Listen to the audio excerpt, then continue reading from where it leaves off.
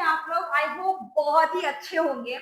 हम लोग इस वीडियो में मोस्ट इंपॉर्टेंट सब्जेक्टिव क्वेश्चंस देखेंगे जो आपके प्रीवियस ईयर क्वेश्चंस हैं, और ये भी जानेंगे इस वीडियो में कि आखिर सब्जेक्टिव क्वेश्चंस का आंसर कैसे करना है, और अगर कोई क्वेश्चन नहीं आ रहा है तो उसका आंसर कैसे करेंगे। आखिर अपने बोर्ड एग्जाम में ऐसे क्वेश्चन को छोड़ के तो नहीं आएंगे ना, आंसर तो करना है। तो चलिए स्टार्ट करते हैं इस वीडियो को। ठीक है, देखिए आपका सबसे पहले क्वेश्चन जो मैंने लेके आए हुए हैं आपके लिए, क्वेश्चन हमारा क्या है? क्वेश्चन है व्हाट आर नार्कोटिक ड्रग। ठीक है, फर्स्ट ऑफ ऑल अगर आप किसी क्वेश्चन का आंसर कर रहे हैं, ठीक है, तो सबसे पहले क्वेश्चन समझिए।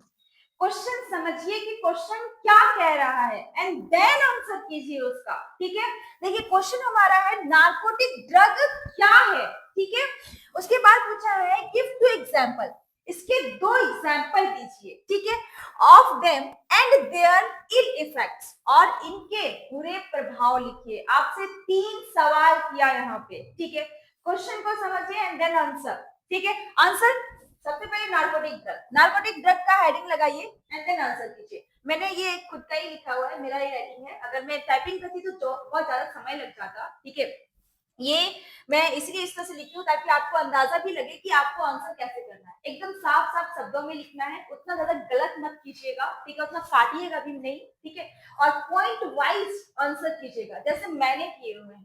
ठीक है, इसलिए मैं ऐसा ही लिखे आ गई। देखिए क्वेश्चन ऑप्शन, पहले हम नार्कोटिक ड्रग को हेडिंग लगाएंगे डैश देंगे और लिखेंगे नार्कोटिक ड्रग क्या है। देखो ड्रग, नाम में ही ड्रग है, जाहिर सी बात है नार्कोटिक एक ड्रग है, और नार्कोटिक को ही ऑपोइड कहा जाता है, तो इसको लिखना है। नार्कोटिक क्या है? नार्कोटिक ड्रग ये एक ड्रग होता है, इसका एक रिसेप्टर होता है जो आपके सेंट्रल नर्वस सिस्टम में प्रेजेंट होता है और जीआई ट्रैक्ट में होता है। इसको निकाला कहां से जाता है? पॉपी प्लांट से निकाला जाता है, जिसका साइंटिफिक नेम होता है सेमनीफेरम पापावा सेमनीफेरम। ठीक है, साइंटिफिक नेम होता है। बस हो गया नार्कोटिक ड्रग।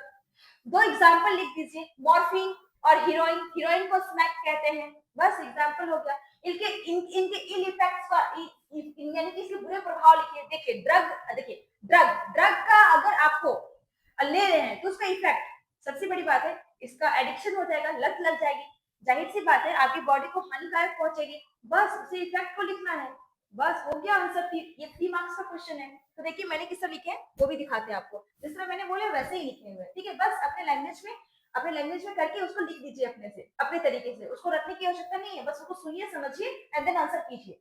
ठीक है, देखिए नार्कोटिक ड्रग जो है इसको ऑपोइड भी कहते हैं, तो आल्सो कॉल्ड ऑपोइड या फिर आल्सो नोन एज ऑपोइड। ठीक है, इसका मैंने क्या बताया, ये ऑपोइड ड्रग जो होता है, ऑपोइड क्या है? ड्रग है। लिख दीजिए कोमा। ये क्या कहाँ बाइंड करता है? स्पेसिफिक रिसेप्टर होता है, इनका रिसेप्टर प्रेजेंट होता है क्या? आपके सेंट्रल नर्वस सिस्टम में, और मैंने क्या बताया, जीआई ट्रैक्ट में, यानी कि गैस्ट्रोइंटेस्टाइनल ट्रैक्ट में। और इसको निकाला कहाँ से जाता है ये भी लिख दीजिए। ठीक है, पहले लिखिए कि अब पूछा हुआ है ना कहाँ से निकाला जाता है, which extracted from latex poppy plant, जिसका नाम है पापा और सेमनीफेरम। मैंने बताया आपको, बस ऐसे पॉइंट वाइज में लिखते जाइए। ठीक है, एग्जाम्पल मैंने बताया, 2 एग्जाम्पल कर दीजिए इनका। ठीक है, 2 एग्जाम्पल कर दीजिए। मॉर्फिन, हीरोइन को स्मैक बोलते हैं, लिख भी दीजिए। अगर नहीं आ रहा है तो कोई बात नहीं। ठीक है, इनके इन इफेक्ट, जाहिर सी बात है अगर आप ड्रग ले रहे हैं एडिक्शन लग जाएगी। लिखिए ऐसे ही पॉइंट वाइज, जिस तरह मैंने लिखे हैं यहाँ पे पॉइंट वाइज, ऐसे ही पॉइंट वाइज लिखिए। ठीक है, इसके कारण आपको एडिक्शन हो सकती है, इसके कारण आपकी नर्वस एक्टिविटी जो है वो रिड्यूस हो सकता है, कम हो जाएगा, उसको डिप्रेसेंट बोलते हैं। ठीक है, आपका बॉडी का फंक्शन स्लो डाउन हो सकता है। ठीक है, आपके नर्वस सिस्टम डैमेज हो सकता है, और क्या आपके मेंटल और फिजिकल हेल्थ में अफेक्ट हो सकती है। हो गया आंसर 3 मार्क्स का।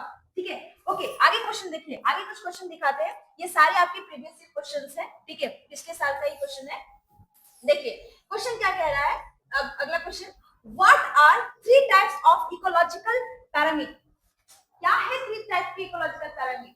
ठीक है, पहला क्वेश्चन। उसके बाद क्या बोल रहा है, एक्सप्लेन कीजिए प्रत्येक सुटेबल एग्जांपल के साथ। पहले पूछा इकोलॉजिकल पैरामीटर्स क्या है, 3 टाइप्स क्या है, ठीक है, और उनके सुटेबल एग्जांपल लिखिए। 2 क्वेश्चन पूछा हुआ है। तो इकोलॉजिकल पैरामीटर क्या होता है? अरे भाई साहब, ये ग्राफिकल रिप्रेजेंटेशन होता है। किसका रिप्रेजेंटेशन होता है? अरे डिफरेंट ऑर्गेनिज्म का जो आपके इकोसिस्टम में है। ठीक है, बस इतना याद रखिए, देन अपने लैंग्वेज में कन्वर्ट करके लिख दीजिए। बस रटने की आवश्यकता नहीं है, कोई भी चीज को रखिए मत, समझिए एंड देन अपने तरीके से लिखिए उसको, ठीक है। देखिए इकोलॉजिकल पिरामिड क्या है, an ecological pyramid is representation है, ग्राफिकल रिप्रेजेंटेशन है, ठीक है। ये माइनर किसके किसके रिलेशनशिप, अरे डिफरेंट डिफरेंट ऑर्गेनिज्म के जो इकोसिस्टम में है, हो गया, ठीक है। आगे इसमें पूछा था थ्री टाइप्स के, ठीक है, थ्री टाइप्स के इकोलॉजिकल पिरामिड पूछा था, हमने आपको थ्री टाइप्स पढ़ाए हुए, pyramid of energy, pyramid of biomass, pyramid of number, लिख दीजिए, ठीक है। पिरामिड ऑफ नंबर, देखिए ये क्या शो करता है, नहीं जी मतलब नंबर है तो नंबर शो करेगा ना, ये शो करता है नंबर, ऑर्गेनिज्म का नंबर, ठीक है, प्रत्येक ट्रॉफिक लेवल में। एग्जांपल दे दीजिए, अरे भाई साहब इसका ग्रासलैंड इकोसिस्टम एग्जांपल बताए थे, ठीक है, इकोलॉजी में पढ़े हैं आप, ठीक है, तो ग्रासलैंड इकोसिस्टम एग्जांपल देते हैं, ठीक है। अब इनके बारे में लिखिए, ठीक है।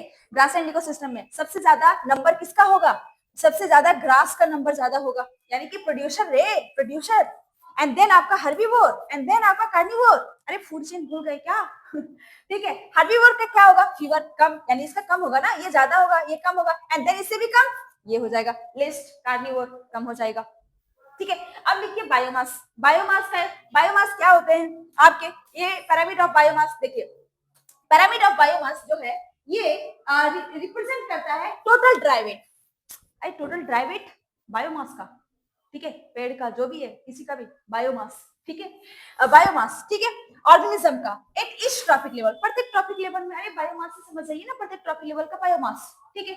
इसका एग्जांपल देखिए फॉरेस्ट इकोसिस्टम, जाहिर सी बात है बायोमास की बात कर रहे हैं, फॉरेस्ट इकोसिस्टम, ठीक है। बायोमास जो होता है ये biomass of producer is highest, जाहिर सी बात है मैम कि प्रोड्यूसर का बायोमास ज्यादा होगा, एंड देन आपका क्या होगा हर्बीवोर का, एंड देन आपका कार्निवोर का होगा, ठीक है, कार्निवोर का होगा। बायोमास जो है उसी तरह लिखे हुए हैं, फॉलोड बाय हर्बीवोर कार्निवोर, हो गया आंसर।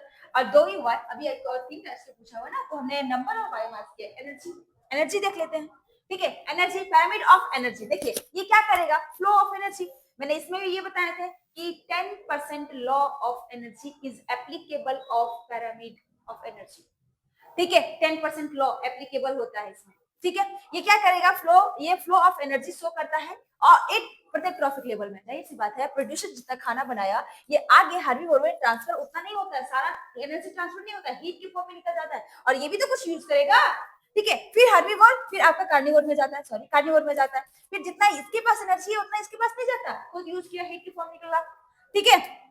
यस, तो देखिए एग्जांपल दीजिए, कोई भी इकोसिस्टम का ले लीजिए एग्जांपल में, कोई भी इकोसिस्टम, ठीक है, एनर्जी डिक्रीज करता है from produce to top consumer, जाहिर सी बात है ना, यस है, आपके प्रोड्यूसर से टॉप कंज्यूमर तक एनर्जी पहुंचते पहुंचते डिक्रीज हो जाता है, सेम नहीं जाता, ठीक है, 10% डिक्रीज, ठीक है, yes, produce to top consumer.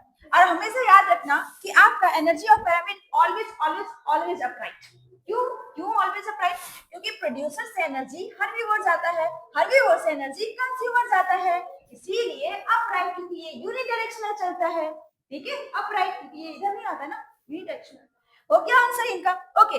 आगे देखिए अगला क्वेश्चन, देखिए क्वेश्चन क्या पूछा हुआ है, क्वेश्चन है हमारा difference between gene therapy and gene cloning, question समझ आया, इसमें पूछा है डिफरेंस कि आप अंतर बताइए जीन थेरेपी का और जीन क्लोनिंग का क्या अंतर है, इसमें हमने आपको बायोटेक में पढ़ाए हुए हैं जीन थेरेपी, और जीन क्लोनिंग भी उसी में है, ठीक है। देखिए जीन थेरेपी क्या होता है, अरे जो जीन डिफेक्टिव हो जाता है, खराब हो जाता है, उसको नॉर्मल जीन रिप्लेस करते हैं, जीन क्लोनिंग क्या है, अरे cloning multiple copies of gene, ठीक है। तो देखिए जीन थेरेपी क्या है, मैंने वैसे ही लिख दिए हुए हैं, आप भी अपने एग्जामिनेशन में ऐसे ही टॉपिक को बनाइएगा और लिखिएगा और पॉइंट वाइज दीजिएगा आंसर, साफ साफ, इतना गंदा मत कीजिएगा, ठीक है। देखिए इट इज अ टेक्निक, ये ऐसा टेक्निक है जो प्रयोग किया जाता है treat disorder by replacing defective gene, क्या बोले, जो जीन खराब है उसको रिप्लेस करते हैं नॉर्मल जीन से। जीन क्लोनिंग क्या है, ये एक ऐसा टेक्निक है जो प्रोड्यूस करता है multiple copy of gene, gene cloning हो जाएगा, ठीक है। अब देखिए मैंने कुछ और लिखे हैं, इसका लक्ष्य क्या है, मेन मुख्य लक्ष्य क्या है, अरे डिजीज को सही करना, क्योरिंग करना, और इसका इट इज डन लेबोरेटरी, अच्छा ये काम जो किया जाता है ये लेबोरेटरी में किया जाता है, लेबोरेटरी कंडीशन में यूजिंग होस्ट से, जाहिर सी बात है अगर किसी का मल्टीपल कॉपीज चाहिए तो जीन का मल्टीपल कॉपी चाहिए तो कोई होस्ट चाहिए, लाइक बैक्टीरिया।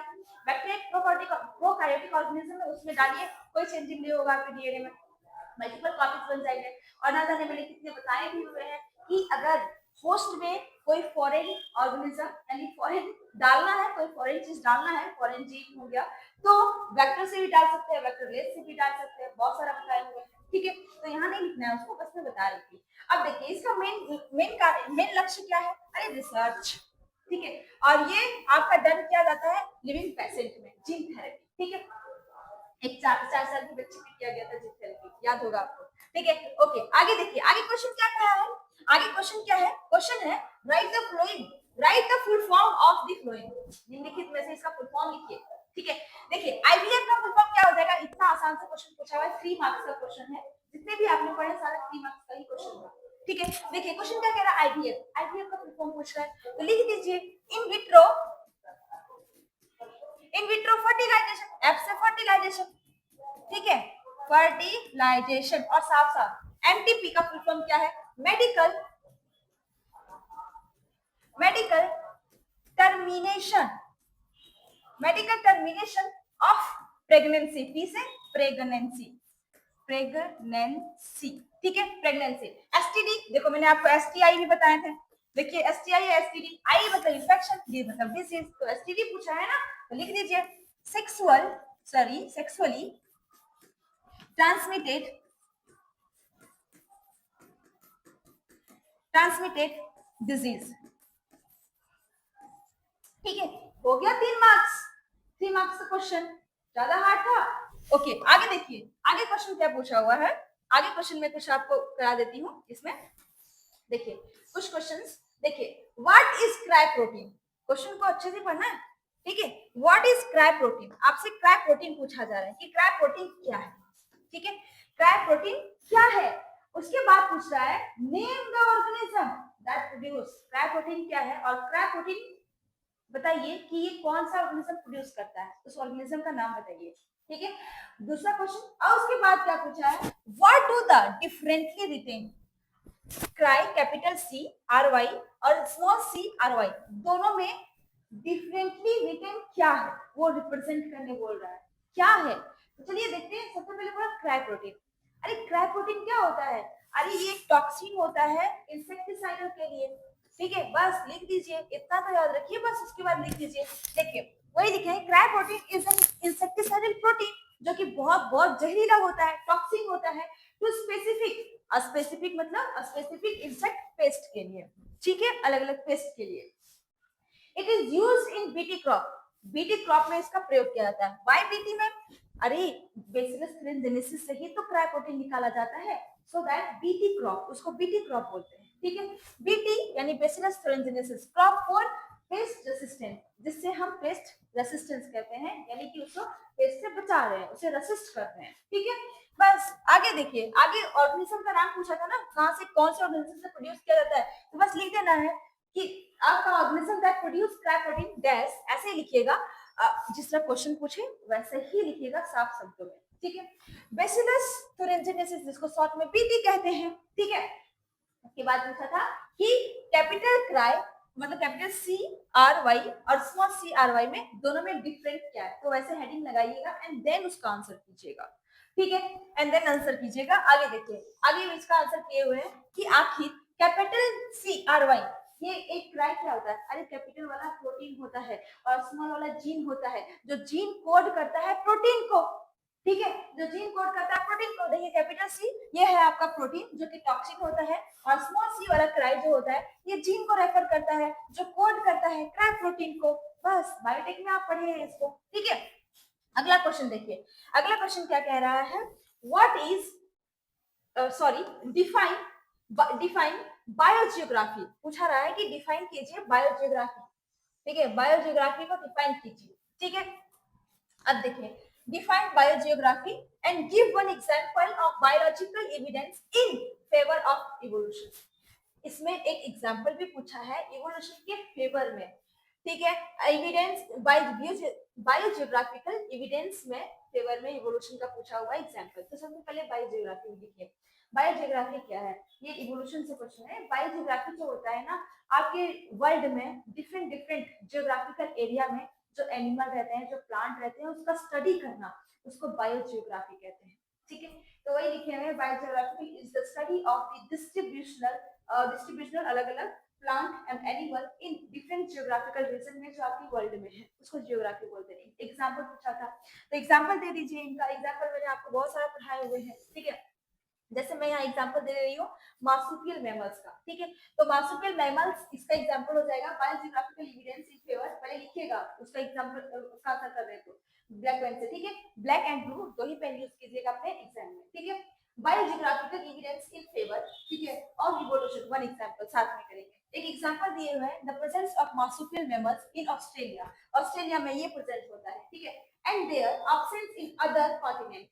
कह रहे हैं कि अदर कॉन्टिनेंट में ये एब्सेंट रहता है, ये शो करता है so that species evolve independently, ताकि ये स्पीसीज इवॉल्व हो सके इंडिपेंडेंटली। ठीक है, आफ्टर जियोग्राफिकल आइसोलेशन, ये जियोग्राफिकल आइसोलेशन के बाद ड्रिफ्ट कॉन्टिनेंट। देखिए, ड्रिफ्ट कॉन्टिनेंट का मतलब क्या होता है कि जब एरिया सॉरी जमीन फटती है ना, अलग हो जाती है ना, तो उसको कॉन्टिनेंटल ड्रिफ्ट कहते हैं। ठीक है, जब जब एक ऑर्गेनिज्म साथ में रह रहते हैं, जब कॉन्टिनेंटल ड्रिफ्ट के कारण वो ऑर्गेनिज्म अलग अलग हो जाते हैं, तो किसी से कंपटीशन नहीं रहता है।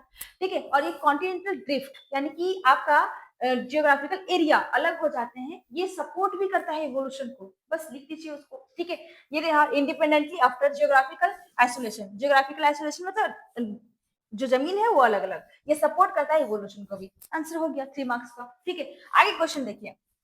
आगे क्वेश्चन क्या पूछ रहा है आपसे, क्वेश्चन है हमारा व्हाट इज बायोगैस। ठीक है, व्हाट इज बायोगैस, बायोगैस क्या है, और how do micro play an important role in the production of biogas.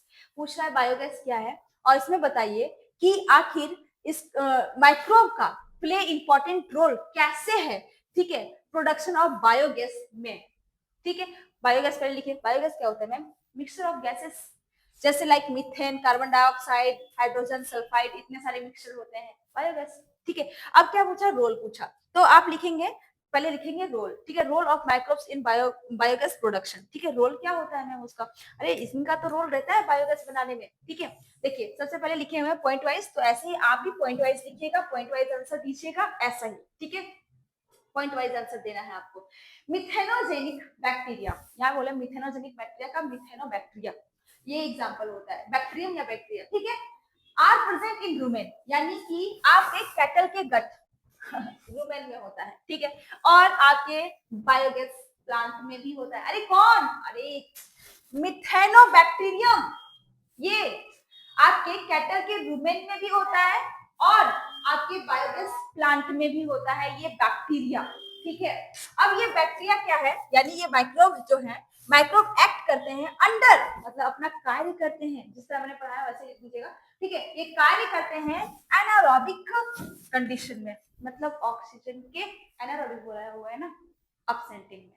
ठीक है, एंड ब्रेक डाउन, ये ब्रेक डाउन करते हैं ऑर्गेनिक मैटर को, ये ब्रेक डाउन करते हैं आपके ऑर्गेनिक मैटर को। ठीक है, उसके बाद क्या करते हैं, जो सबस्ट्रेट रहता है, ठीक है, जो सबस्ट्रेट रहता है उसको कन्वर्ट कर देता है मीथेन गैस में। कहने का मतलब जो सबस्ट्रेट मीथेन गैस बनाने में होता है उसको कन्वर्ट कर देता है मीथेन गैस में। ठीक है, which is main component of biogas, अरे सबस्ट्रेट सबसे मेन कंपोनेंट है बायोगैस का।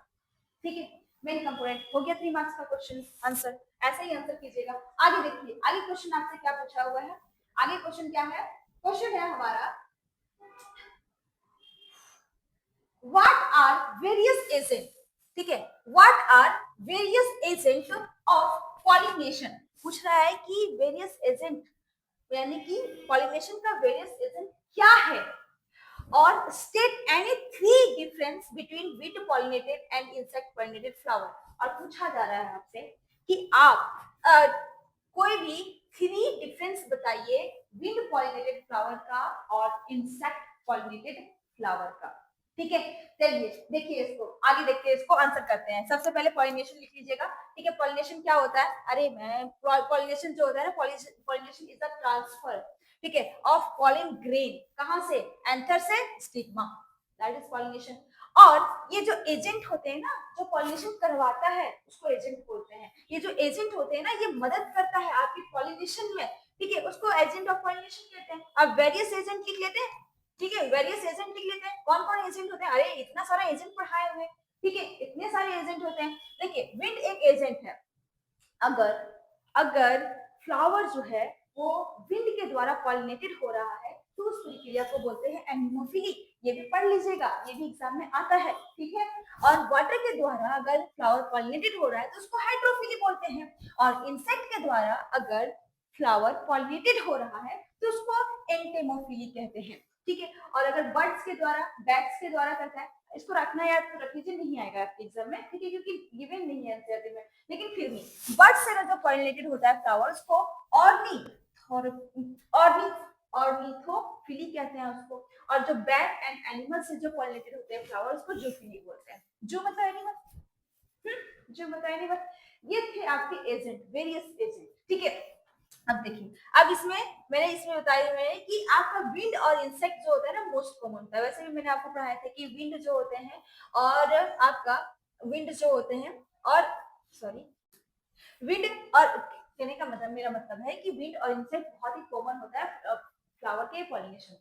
अब डिफरेंस पूछा ना थी, इसमें पूछा था, तो पहले लिखिएगा 3 difference between wind pollinated and insect pollinated flower. ऐसे लिखिएगा हेडिंग एंड देन आंसर कीजिएगा, ठीक है। अब देखिए आंसर देखिए, वैसे आपको डिफरेंस पूछा है, जहां डिफरेंस पूछता है वैसे लिख लीजिए विंड पॉलिनेटेड फ्लावर एंड आपका इंसेक्ट पॉलिनेटेड फ्लावर, ठीक है। लिखेंगे ऐसे एंड देन आंसर करेंगे। अरे याद करो, विंड पॉलिनेटेड फ्लावर में सबसे पहली बात कि इसमें कोई भी हवा को नेक्टर नहीं चाहिए। हवा, कोई फ्लावर कलरफुल है, सुगंधित है, कोई फर्क नहीं है हवा को, ठीक है। तो सबसे पहले वैसे को लिख दीजिए। यहाँ पॉलिनेटेड क्या होता है? लाइट, यस, हल्का होना चाहिए तभी तो उड़ेगा, हल्का होना चाहिए, नॉन स्टिकी, चिपचिपा नहीं होना चाहिए। ये न्यूमेरस फ्लावर होते हैं, एक पैक कर लेते हैं, इन्फ्लोरेसेंस गुच्छा बना लेते हैं, ठीक है। और इंसेक्ट पॉलिनेटेड फ्लावर क्या होता है? फ्लावर आर लार्ज, बड़ी होती है, ब्राइट होती है और कलरफुल होती है और फ्रेग्नेंट होते हैं, मतलब सुगंधित, तभी तो आप भी उसके अंदर आकर्षित हो जाते हैं, ठीक है। एंड रिच नेक्टर, नेक्टर चाहिए भाई। अगर कोई पॉलिनेशन करा रहा है तो उसको गिफ्ट के तौर में नेक्टर दिया जाता है और पॉलिन भी खाता है वो, ठीक है। और आगे देखिए, आगे और डिफरेंस क्या लिख सकते हैं, और इतने सारे डिफरेंस है, लिखिए, ठीक है। विंड पॉलिनेटेड का इधर लिखा हुआ है और आपका इंसेक्ट का उधर। देखिए यहाँ फ्लावर जो रहता है वेल एक्सपोज्ड, वेल एक्सपोज्ड मतलब खुला हुआ स्टेमन रहता है, ठीक है। सो दैट अगर खुला रहेगा तो क्या होगा, इसे इजिली डिस्पर्स हो सके, फैल सके विंड करंट से, ठीक है। ये पहला डिफरेंस पॉइंट वाइज लिखेंगे। और दूसरा इसमें इंसेक्ट में क्या होगा कि इसमें पॉलिन ग्रेन जो होता है ना स्टिकी होता है। अरे इंसेक्ट आएगा, उस पर अटकेगा, थोड़ा सा चिपकेगा, इसीलिए तो स्टिकी होता है, ताकि वो दूसरे फ्लावर में भी जाए तो वहां से झड़ जाए, ठीक है, पॉलिनेशन हो जाता है। अब देखिए इसके पास नेक्टर नहीं होता, जाहिर सी बात है नेक्टर नहीं है, इसको विंड को नेक्टर की जरूरत नहीं है, उसको रिवॉर्ड की जरूरत नहीं है, ठीक है। स्मॉल साइज, अगर यहाँ स्मॉल साइज फ्लावर रहता है ना तो ये क्लस्टर बना लेते हैं, इन्फ्लोरेसेंस यानी गुच्छा बना लेते हैं। हो गया आंसर, ठीक है। आगे मैंने थोड़ा सा लिख दिए हुए हैं कि विंड पॉलिनेटेड जो होते हैं ना, सेम वही बात, ठीक है। विंड पॉलिनेटेड जो होते हैं ना flower do not require attraction, इनको अट्रैक्शन की जरूरत नहीं है। कहने का मतलब है अगर इंसेक्ट पॉलिनेटेड फ्लावर है तो वो अपने सुगंधित इतने सारे कलरफुल, उससे क्या होता है अट्रैक्ट होते हैं, हम लोग भी अट्रैक्ट हो जाते हैं, तो इंसेक्ट क्या चीज है, ठीक है। तो इनको अट्रैक्शन की जरूरत नहीं होती क्योंकि विंड पॉलिनेटेड फ्लावर होते हैं, ठीक है। सो दे लैक, इसके इसके सुगंधित लैक यानी एब्सेंट रहता है और नेक्टर भी एब्सेंट, ठीक है। आगे आगे इंसेक्ट पॉलिनेटेड फ्लावर क्या होता है, ये फ्लावर शो करता है अडेप्टेशन लाइक ब्राइट पेटल्स, इतने कलरफुल पेटल्स, ठीक है, और फ्रेग्रेंस सुगंधित, ठीक है, नेक्टर भी रहता है ताकि ये सुनिश्चित कर सके इससे उनका पॉलिनेशन, ठीक है। आगे क्वेश्चन चलिए देखिए, आगे क्वेश्चन क्या कह रहा है आपसे, क्वेश्चन क्या कह रहा है, what do you mean by insect infectious disease, पूछ रहा है इन्फेक्शियस डिजीज का मतलब क्या है, ठीक है।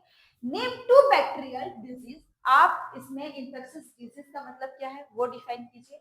और दो बैक्टीरियल डिजीज का नाम पूछा है आपसे एंड देयर कॉजेटिव एजेंट, और उसके कॉजेटिव एजेंट भी लिखिए।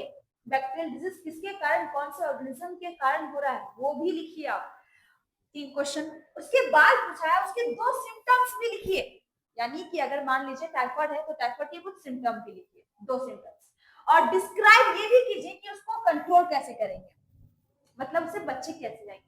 मतलब आपसे यहाँ कितना क्वेश्चन पूछ लिया। इन्फेक्शियस डिजीज क्या है, 2 बैक्टीरियल डिजीज का नाम लिखिए, उसके 2 कॉजेटिव एजेंट का नाम लिखिए और 2 सिम्टम्स लिखिए, और तो और उसको डिस्क्राइब कीजिए कंट्रोल कैसे कर सकते हैं। ठीक है तो पहले क्वेश्चन करते हैं ना, इन्फेक्शियस डिजीज क्या होता है मैम।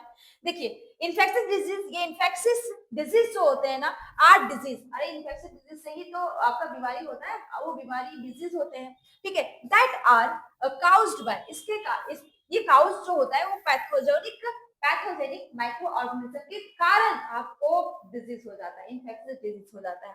एंड ठीक है, एंड क्या होता है, एंड कैन बी ट्रांसमिटेड, और क्या होता है, ये ट्रांसमिटेड भी हो सकता है। ठीक है, कहां से, आपके इन्फेक्टेड पर्सन से, जिनको हो रखा है ये डिजीज, ठीक है, इन्फेक्टेड पर्सन, और से हेल्दी पर्सन को ये फैल सकता है, ट्रांसमिट हो सकता है, किसके किसके थ्रू, हवा के थ्रू, वाटर के थ्रू, कंटामिनेटेड फूड के थ्रू, ठीक है, डायरेक्ट कांटेक्ट, जो बीमार है इंसान उसके पास आप चल रहे हैं, डायरेक्ट कांटेक्ट इससे फैल सकता है, डिफाइन कर देना है।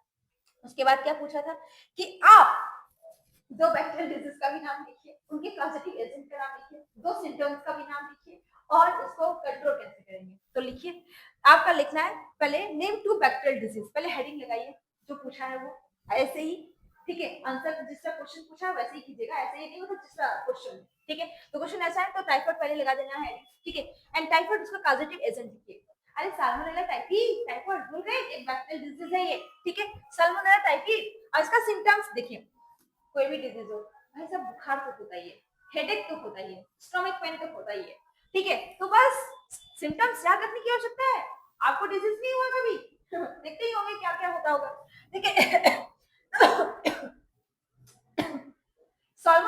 टाइफाइड में जो होता है ना साल्मोनेला टाइफी में, इसमें सस्टेन हाई फीवर, कितना कितना 39 डिग्री सेल्सियस से 40 डिग्री सेल्सियस तक रहता है, ठीक है, स्टोमक पेन होता है, वीकनेस यार, हेडेक यार, ये किसमें नहीं होता है, में होता है, डाल दीजिए। अब कंट्रोल कैसे करेंगे आप इनको, अरे कंट्रोल कैसे करेंगे, अरे अच्छा स्वास्थ्य खाना खाइए, क्लीन पानी पिए, अब ऐसे वैसे खुला वाला पानी मत पीजिए, अब बीमार नहीं होंगे, जाहिर सी बात है, खुला खाना, समोसे किसको खाना पसंद नहीं है खुला ऐसे खुले पड़े, हम तो खाएंगे उसको, ठीक है। कंट्रोल मेजर देखिए कैसे करेंगे, यूज क्लीन ड्रिंकिंग वाटर, अरे यूज कीजिए क्लीन ड्रिंकिंग वाटर को, ऐसे वैसे मत खाइए, प्रॉपर हाइजीनिक रहिए, यानी साफ सुथरा रहिए, ठीक है, और अवॉइड कीजिए कंटामिनेटेड फूड, जो कि आपसे अवॉइड नहीं होने वाला, कंटामिनेटेड फूड, ठीक है, यानी दूषित फूड, अरे बाहर का जो खाना खाते हो कैसा फूड रहता है, आपको तो पता ही नहीं कैसा बनता है, ठीक है। देखिए अब दूसरा लिख रहे हैं, दूसरा है आपका निमोनिया, पहला हमने टाइफाइड कर लिए, अब दूसरा 2 होता बोला था ना बैक्टीरियल डिजीज का नाम, तो 2 हमने निमोनिया लिखे, इसका कॉजेटिव एजेंट जो होता है स्ट्रेप्टोकोकस निमोनिया, या फिर एक और एजेंट होता है हीमोफिलस इन्फ्लुएंजा, आप एक ही लिखेंगे, ठीक है, ये रिस्पांसिबल होता है आपकी निमोनिया ह्यूमन में, ठीक है, रिस्पांसिबल होता है ये, ठीक है। इसके सिम्टम्स लिख लेते हैं हम लोग, इसके सिम्टम्स क्या हो जाएगा, सिम्टम्स जो हो जाएंगे, इसका फ्लूइड डिपोजिशन हो जाता है एल्वेलाई में, सिम्टम्स इसका फ्लूइड का डिपोजिशन हो जाता है एल्वेलाई में, ठीक है, ऑफ लंग्स के एल्वेलाई में, दैट लीड्स, इसके कारण क्या होता है, डिफिकल्टी हो जाती है सांस लेने में, निमोनिया में, किसको नहीं हुआ होगा निमोनिया, ठीक है, हेडेक, ठंड, फीवर, कफ, खांसी सब आती है ना। अब इसको कंट्रोल कैसे करेंगे, देखिए अवॉइड कीजिए, क्या अवॉइड कीजिए, शेयरिंग ग्लास, यूटेंसिल, बर्तन वगैरह जो भी है, शेयरिंग को अवॉइड कीजिए, मत शेयर कीजिए, किसी का कपड़ा वपड़ा कुछ मत पहनिए, ठीक है, अपना अपना पहनिए, ठीक है, और विद इन्फेक्टेड पर्सन, जिनको हो रखा है उससे शेयर मत कीजिए, ठीक है, और कवरिंग माउथ वाइल कफिंग, जब वो खांस रहा होता है तब अपना माउथ को कवरिंग करें, ठीक है, ओके, हो गया हमारा 2 सिम्टम्स, और कंट्रोल भी हमने लिख दिए, हो गया आपका 3 मार्क्स का आंसर कंप्लीट। आगे क्वेश्चन देखिए, आगे क्वेश्चन क्या पूछा हुआ है आपसे, क्वेश्चन है हमारा कि what is food chain, food chain क्या है, अरे भाई साहब फूड चेन तो पढ़ाए हुए हैं, फूड चेन क्या है ये पूछा हुआ है, और डिजाइन कीजिए food chain for aquatic ecosystem में, फूड चेन 2 क्वेश्चन है आपसे, फूड चेन क्या है और डिजाइन कीजिए एक्वेटिक इकोसिस्टम का फूड चेन, ठीक है, आगे देखिए फूड चेन क्या है। अरे ये सीक्वेंस, ये फूड चेन जो हमारा होता है ना, ये अ food chain is linear sequence. Linear sequence मतलब सीधे ही सीक्वेंस में जाता है, ठीक है, लीनियर सीक्वेंस में जाता है ऑफ ऑर्गेनिज्म में, ठीक है, थ्रू एनर्जी एंड न्यूट्रिएंट। ये एनर्जी और न्यूट्रिएंट के थ्रू आपका आगे बढ़ते रहता है, ट्रांसफर होता है एक से दूसरे ऑर्गेनिज्म में। जैसे अगर मैं कहूँ, ठीक है, अगर मैं कहूँ फूड चेन में कि आपका ग्रास है, ग्रास खा गया गॉट, ठीक है, गॉट, जैसे ग्रास हॉपर ले लेते हैं, नहीं तो ये फूड चेन खत्म हो जाएगा, ठीक है। यस, ग्रास, ग्रास को खाया ग्रास हॉपर ने, और ग्रास हॉपर को फ्रॉग ने, फ्रॉग को स्नेक ने। तो देखो क्या हो रहा है, एक लीनियर सीक्वेंस नहीं चल रहा है और एक दूसरे से एनर्जी ट्रांसफर नहीं हो रहा है ना, वही बात मैंने लिखे हुए हैं, ठीक है, वही बात लिखे हुए हैं। और प्रत्येक ऑर्गेनिज्म, जो प्रत्येक ऑर्गेनिज्म होता है, ठीक है, each organism occupy a specific trophic level. Yes, प्रत्येक ऑर्गेनिज्म जो होता है ये ऑक्युपाई करता है स्पेसिफिक ट्रॉफिक लेवल में। जैसे आपका प्रोड्यूसर हो गया, फिर हर्बीवोर्स हो गया, फिर कंज्यूमर हो गया, तो एक स्पेसिफिक जगह को ऑक्युपाई कर रहा है ना। प्रोड्यूसर को कोई और जगह में रख सकते हैं क्या हर्बीवोर्स में? नहीं ना, तो वही बात है, ठीक है। फूड चेन जो होता है ये बिगेन होता है प्रोड्यूसर से, जाहिर सी बात है, अगर प्रोड्यूसर गायब है तो फूड चेन कहां से स्टार्ट होगा, ठीक है। फूड चेन जो स्टार्ट होता है वो प्रोड्यूसर से स्टार्ट होता है विथ प्रिपेयर। ये क्या करता है, खुद ही खाना बनाता है फोटोसिंथेसिस के द्वारा, प्लांट, पेड़ पौधे, ये प्रोड्यूसर होते हैं, ये खुद ही खाना बनाते हैं। यही अगर एब्सेंट रहा फूड चेन में तो आखिर फूड चेन स्टार्ट कैसे होगा? नहीं होगा ना, यस, नहीं होगा, ठीक है। तो वैसे ही आंसर कीजिए, जितना जो भी आता है आपको सारा एकदम मेंशन कर दीजिए, सारा डिटेल में लिख दीजिए सब कुछ, ठीक है, कॉपी खाली मत छोड़िए। आगे देखिए क्वेश्चन, सॉरी आगे देखिए, आगे देखिए, आगे क्या है, there are eaten by primary consumer. Yes, इसमें क्या होता है, इसको खाते हैं primary consumer, which turn eaten secondary consumer, tertiary consumer and top consumer. ऐसे ही चलता है ना हमारा फूड चेन। इसमें क्या होता है, प्रोड्यूसर, ठीक है, प्रोड्यूसर को कौन खाता है, प्राइमरी कंज्यूमर खाता है, प्राइमरी कंज्यूमर जो हमारा रहता है secondary, tertiary and then top, यही होता है, पूरा चलते रहता है, ठीक है। अब देखिए यहाँ तक तो हमारा फूड चेन कंप्लीट हो गया। अब फूड चेन में जो भी था हमने सारा लिख दिए, अब उसमें डिजाइन वगैरह कुछ नहीं करने बोला था। अब डिजाइन करने जो बोला हुआ है फूड चेन का वो एक्वेटिक में, तो एक्वेटिक का फूड चेन डिजाइन कर दीजिए, ठीक है, एक्वेटिक फूड चेन डिजाइन कर दीजिए, हेडिंग लगाइए, डिजाइन कीजिए। देखिए फाइटोप्लैंक्टन, ये ऑर्गेनिज्म होता है, पानी में होता है, जो कि जू प्लैंक्टन इसको खा लेता है, और जू प्लैंक्टन को खा लेता है स्मॉल फिश, और स्मॉल फिश को खा लेता है लार्ज फिश, लार्ज फिश को बर्ड। हो गया ये food chain, aquatic food chain, ठीक है। अब ये एक्वेटिक फूड चेन जो होता है ना, वो फाइटोप्लैंक्टन जो होता है ना, ये प्रोड्यूसर होता है, खुद ही खाना बनाता है, जो है, जो जैसा खाना खाता है वैसा लिख दीजिए उसके बारे में। ये आपका प्रोड्यूसर हो गया, ये आपका क्या है, प्राइमरी कंज्यूमर है, ठीक है, वैसे ही मेंशन कर दीजिए बस, ठीक है, उनके बारे में सारा डिफाइन कर दीजिए, इनके बारे में लिख दीजिए, ताकि लगे कि हाँ हमने आंसर दिए हैं अच्छे से। देखिए अब क्या करिए, जो प्लैंक्टन जो होता है वो फाइटोप्लैंक्टन को खाता है, इटेन करता है एंड एक्ट करता है कैसा, प्राइमरी कंज्यूमर है। जो सेकेंडरी कंज्यूमर है उसके बारे में लिख दीजिए, ठीक है। अब स्मॉल फिश क्या है, आपका सेकेंडरी कंज्यूमर है, ये किसको खाता है, जो प्लैंक्टन को खाता है, और ये इटेन करता है बाय लार्ज फिश, और फिर स्मॉल फिश को लार्ज फिश खा लेती है, ठीक है। Energy flow from one trophic level to next, यही होता है कि एनर्जी फ्लो होता है एक से दूसरे में, यही तो फूड चेन है, ठीक है। अब food chain show the flow of energy, अरे हाँ यही शो करता है, एनर्जी एक दूसरे से एक से एक ट्रॉपिक लेवल से दूसरे ट्रॉपिक लेवल पे फ्लो होता है एनर्जी, ठीक है। And help maintaining balance in ecosystem. Yes, food chain जो होता है ये मेंटेन करता है, बैलेंस करता है आपके इकोसिस्टम को। जो भी बात है सारा लिख लीजिए, ठीक है। आगे देखिए, ये हमारा हो गया। आगे देखिए, आगे मैंने कुछ क्वेश्चन बताए हुए हैं आपके डिजाइन। देखिए ये पिछले साल का ही क्वेश्चन है, क्या बोला हुआ है आपको, 5 मार्क्स का क्वेश्चन पूछा हुआ है कि डिजाइन कीजिए डायहेब्रिड क्रॉस। अब डायहेब्रिड क्रॉस देखिए, मैंने डायग्राम वाले में भी अपने खुद से बना करके दिखाए हुए थे, इसको पढ़ के जाइएगा क्योंकि पिछले साल पूछा नहीं है, तो हो सकता है ना पूछे फिर भी इससे क्वेश्चन आ जाए, ठीक है। तो सारा पढ़ के अच्छे से रिवाइज करके जाइएगा, रटिएगा मत, उसको समझ करके जाइएगा, ठीक है। देखिए डायहेब्रिड को डिजाइन करने बोला है बाय टेकिंग राउंड, उसके बाद बोल रहा है कि लीजिए राउंड और येलो सीड लीजिए, जो कि इन्होंने कहा है कैपिटल आर कैपिटल है, स्मॉल कैपिटल वाई लेने के लिए कहा है, ठीक है, सब कुछ तो दे रखा है। एंड रिंकल्ड और ग्रीन सीड लीजिए, ग्रीनकल को small R small Y green को डिनोट कीजिए, ठीक है। सीड ऑफ गार्डन ट्री, ये गार्डन ट्री है, ठीक है। एज पेरेंटल जनरेशन, आपको पेरेंटल जनरेशन ये दिया गया है, ठीक है।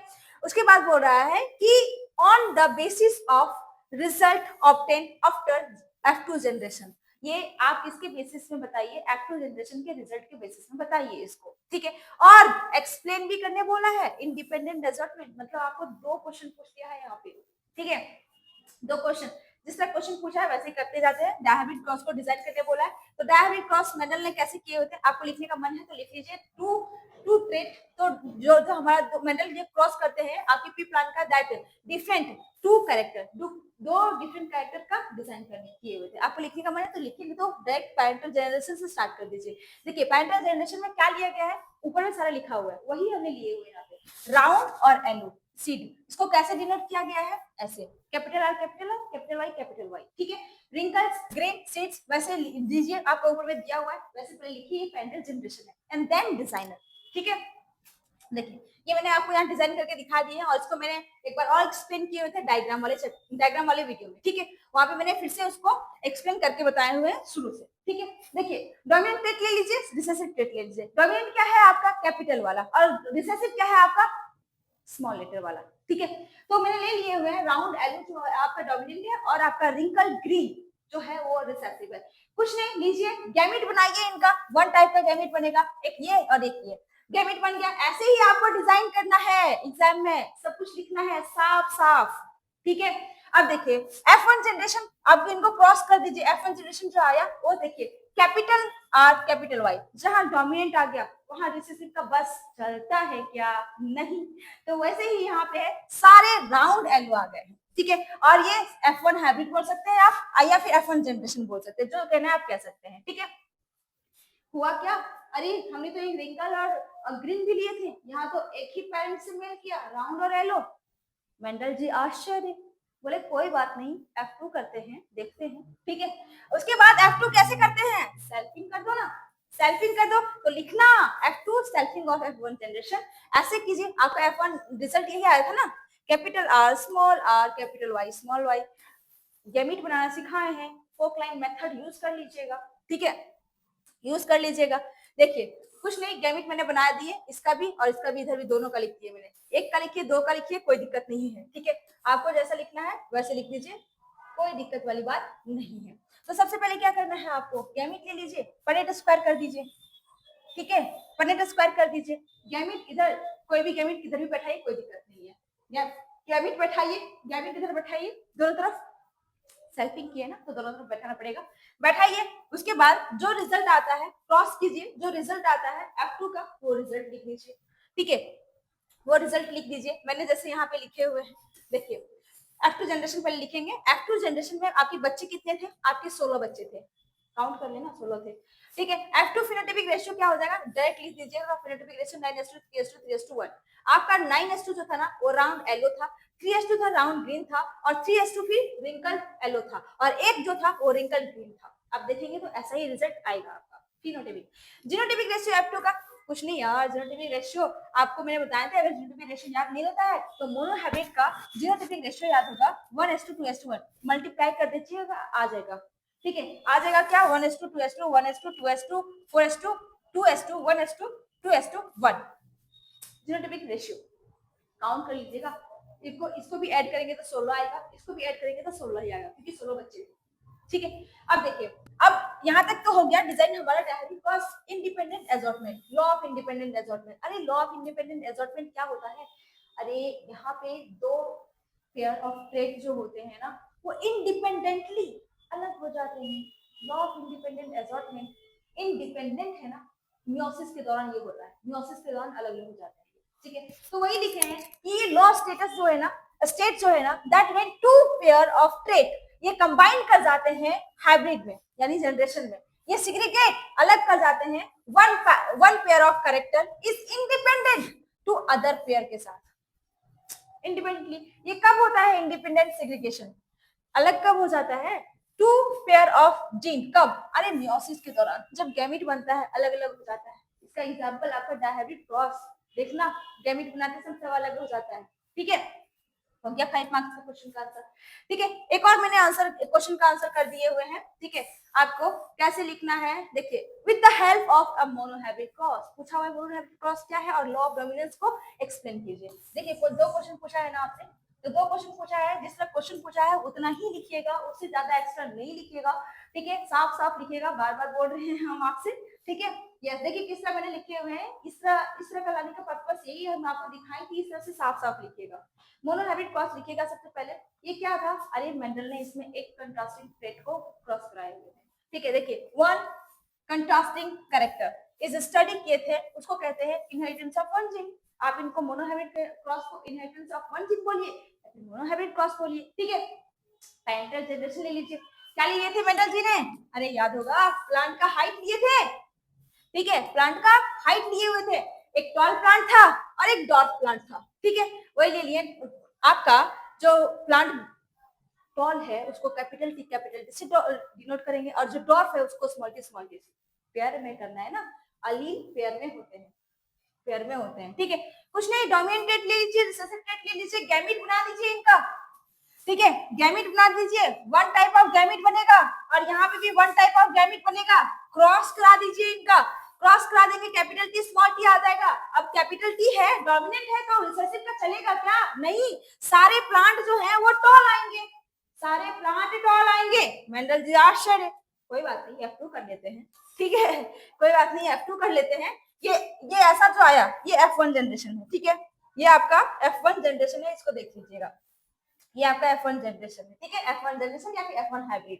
ठीक है, अब देखिए, अब करना क्या है, रिजेंबल किया एक ही पेरेंट से, अब क्या करना है, F2 कीजिए सेल्फिंग F1 जनरेशन का, कैपिटल टी स्मॉल टी, यही आता है। गैमीट बना दीजिए, टू टाइप्स के गैमीट आएगा, टू टाइप्स के गैमीट आएंगे, गैमीट ऐसे ही लिखना है आपको। ठीक है, टू टाइप्स के गैमीट आएंगे। अब आगे देखिए, आगे देखिए, पॉइंट स्क्वायर कर दीजिए इसका, अरे F2 का पॉइंट स्क्वायर कर देना है। ठीक है, गैमीट लिख दीजिए, इधर इधर जिधर भी लिखना है, जिधर मेल फीमेल लिखना है कोई दिक्कत नहीं है। ठीक है, क्रॉस कर दीजिए, एक टॉल, दो टॉल, तीन टॉल आया और एक डॉट आया, इसलिए तो फिनोटाइपिक रेशियो 3:1, तीन टॉल और एक डॉट।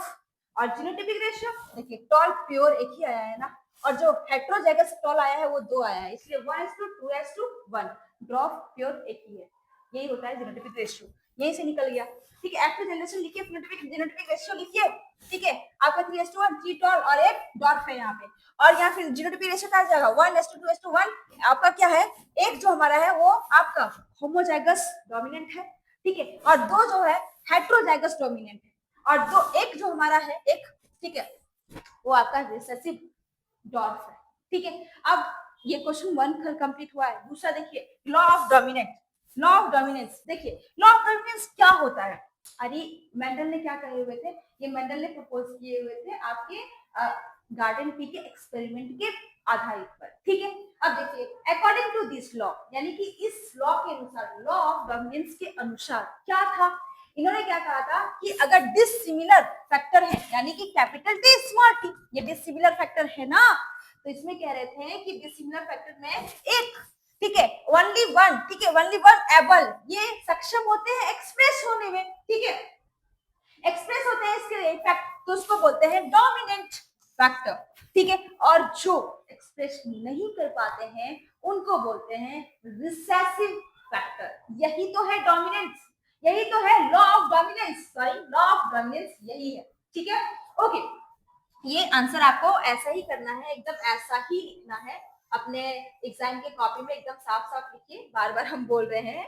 ठीक है, एंड थैंक यू। ठीक है, देखिए, अगर किसी को, अगर कोई क्वेश्चन है, अगर कोई क्वेश्चन नहीं आ रहा है उसको, तो उसको आंसर कैसे करेंगे, खाली तो छोड़ के नहीं आ सकते हैं ना, तो उससे रिलेटेड लिख दीजिए। ठीक है, क्वेश्चन को पढ़िए पहले क्या है, एंड देन उसको रिलेटेड लिख दीजिए, कॉपी खाली नहीं छोड़िएगा। ठीक है, सबसे पहले जो क्वेश्चंस आ रहे हैं आपको उसको पहले कीजिए, एंड देन जो नहीं आ रहे हैं उससे रिलेटेड लिख करके ही आइएगा। ठीक है, इससे ज्यादा क्या बोले। हाँ, thank you, very best of luck, अच्छे से एग्जाम दीजिएगा, स्ट्रेस बिल्कुल मत लीजिएगा। ठीक है, थैंक यू।